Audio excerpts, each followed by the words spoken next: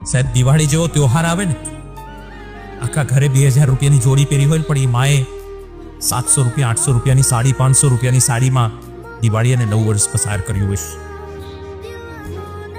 મને દુઃખ એ વાતનું ચોક્કસ થઈ રહ્યું છે કે 16-17 વર્ષની ઉંમરે દીકરો અને દીકરી એટલે મોટા થઈ ગયા. દીવાર દીકરી એમ કે હા માં તને ન સમજાય, એ મારી પર્સનલ વાત છે. કઈ રીતે સમજાવો દીકરા તને? 1-1.5 વર્ષના તમે હતા ને, બોલી પણ નતા શકતા ને, ત્યારે તને ભૂખ લાગી છે ને, એ માં બોલ્યા વગર પણ સમજી જતી હતી.